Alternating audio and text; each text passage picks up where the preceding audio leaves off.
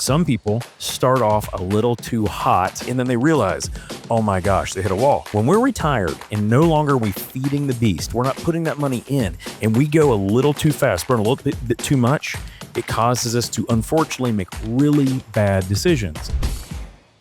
How you approach your first year of retirement can set the tone. They say will set the tone for your entire retirement. So all the years after. Basically, we got different kinds of people. We got the one group who they see the freedom, sniff the freedom, they see the savings, and they get excited and they start spending too much. And then this is the one that really breaks my heart. The people that have worked so hard, they finally get to retirement. They're so afraid of the life that they have earned and deserve that they don't spend anything, and then they're just sitting there, sitting on their savings. The expression you always talk about, being the richest person in the graveyard, is what you help people avoid. Absolutely. So it's said that it takes about 2 years for us to find our happy place in the beginning of retirement. Of course, nobody wants to hear the word budget. It might as well be a 4-letter word when it comes to spending, but when it comes to savings. So maybe we change the vernacular, John. Rather than saying budget, we start talking spending plans. Well, that's it. And you hit a lot there. So let's kind of unpack some of that. This is kind of the biggest deal, right? Hey, when we get ready to retire, we've done all this saving, and we want to get to the point to where we can punch that time clock the last time and then have all that savings that we've done give us an income, right? The amazing thing is no matter how much we prep for this, it's kind of like thinking and mentally training yourself. Wow. I'm going to run a marathon. I'm going to do it. 26.2 miles, 26.4, 26. It's a lot of miles. And by the way, I have never run a marathon. I've never run my whole life. Because I can't even get my head around that. But you can talk to the people all day, every day, who mentally they're trying to get ready for it. But if they have never put a foot on that asphalt, when the shooting gun goes off, it's the first time they've been in a marathon. Here's the thing. They make dumb decisions because they've never been in that situation, no matter how much they were prepared. So the way that I think about retirement is kind of like that marathon. We're getting ready for it. We have all these feelings. Are we hydrated? Do we eat the right foods? Do we have enough? Do we have the right type of garments on? Do we have the headphones that clear it all out? Do we have everything? But then when we get in that race, things shuffle. And amazingly enough, no matter how great the people train and no matter how many times they've done it, some people start off a little too hot out of the gate in those marathons. And what happens is they get burned up a little too quickly, and then they realize, oh my gosh, they hit a wall. People, they spend a little bit too much in the beginning of retirement because here's the thing, their whole lives have been putting money away. And as they've been putting that money away, the market grows and they keep doing additions. So even if they did pull a little bit out, often the market, growing and then putting more money in shows that recovery time. When we're retired and no longer are we feeding the beast, we're not putting that money in, and we go a little too fast, burn a little bit too much, it causes us to unfortunately make really bad decisions. And it happens all the time. I had a lady that I had, been a client for a long period of time, and she had finally got to that point of retirement. And she was like, John, I know for a fact I can live off of $50,000 a year. I know I can. I think it'll be great. And we had done all the math and it would have been fine. Except for that first year, she realized, oh my gosh, I'm in my condo all the time now.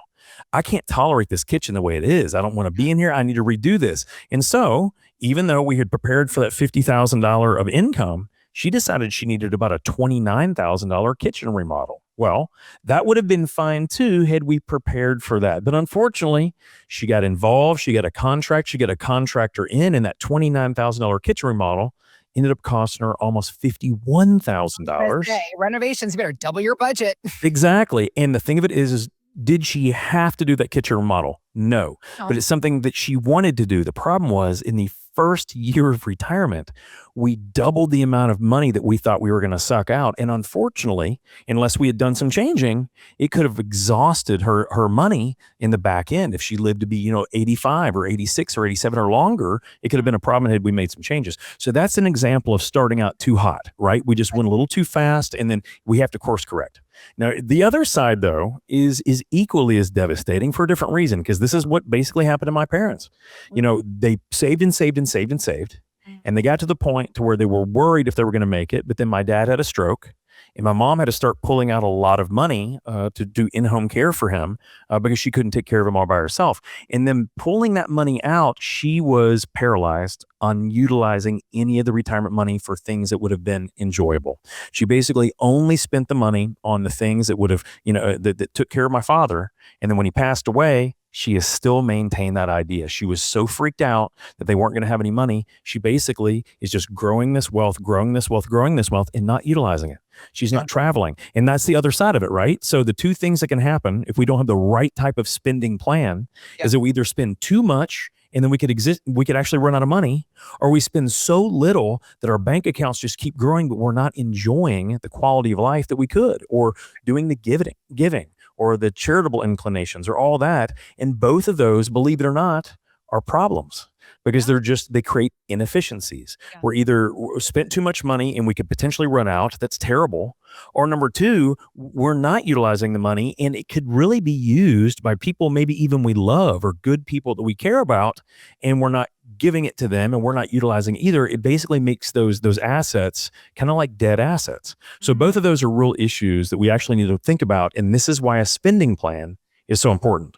All right, so we got the version A, the version B. We got to find the Goldilocks, the medium, the in between. How do you help folks? Because as I said, budget might as well be a 4-letter word. People don't hear it. It's like saying diet. You got to go on a diet. You got to have a budget. So changing our thought process to approach it in a sense of, don't think about it as a budget plan. Think about it as a spending plan. How to confidently spend your money in retirement so that you can do the things you want to do, but you're not worried about running out of money. How do you help folks figure that out? Yeah, the biggest issue is really just a mindset. So people don't like the word budget because it sounds like it's a restriction.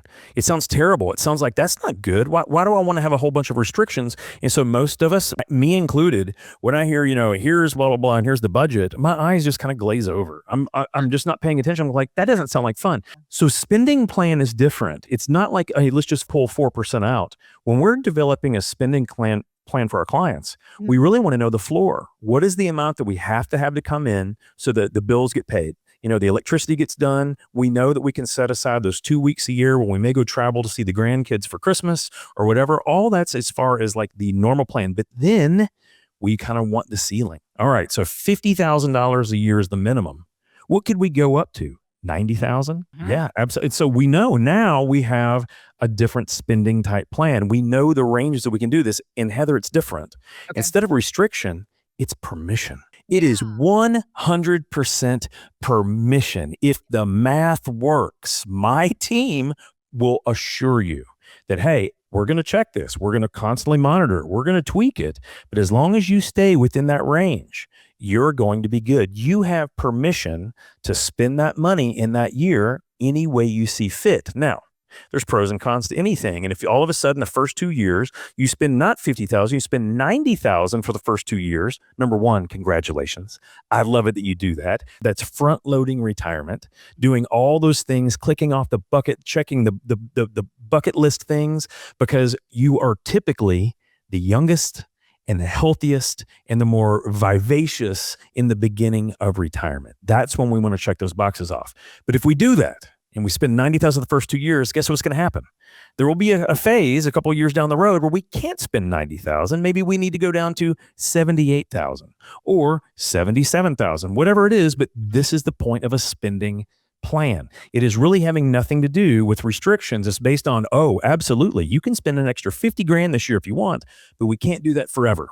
And the way that I want most people to think about it, I want them to have the permissions to do the great stuff in the front end. And no, I don't care. My staff doesn't care. We don't care if you blow it. I would rather you do that on experiences, though, and not on stuff. The thing about experiences, it gives you something to talk about, something to educate your grandkids on, something to talk to your church friends for the rest of your lives, because you never thought you'd be in Peru, but then you went and you cannot get over how steep the steps of Machu Picchu are. They don't have hover round parking, at the steps of Machu Picchu. So you have to do that stuff. But so a spending plan, it's not an option. It is imperative. You have to have a spending plan because that's your permission. That is to know that you can go to sleep every single night and with a quality advisor, making certain that we don't make any missteps, because we can't control the markets. No advisor can. We can't control interest rates, can't control what the Fed does, can't control geopolitics, but we can be attentive to the fact that if we make decisions that have a slightly positive or negative impact, how do we adjust and how do we flow with that? But a spending plan gives you the permission to live life the way you want to without regrets and without reservations. So important that everyone has one. Our income, our spending needs and wants will change in the years ahead. Absolutely. The plan has to ebb and flow with us as well. We absolutely expect them to change. We want them to change. I want my clients to front load retirement, spend more on the front end. I want them to have 100 to 140% of their last working income. Why? Because it's going to set them up for the best opportunities, and know that it will adjust over time once we're tired of traveling, or we've already seen those places, or we don't need to redo the front porch anymore, or we don't need the new nice car. Once we realize that, it changes, and we want our plan to change with us. Well, understanding how things change and how the plan will flex, and knowing that you've got that plan to flex with you, that's what's going to give you that added confidence that you want, that you deserve in your retirement. John and his team want that for you as well. So let's begin the conversation about your retirement income and spending plan. It's retirementsolutionshow.com, or just click on the links we've got posted in the show notes.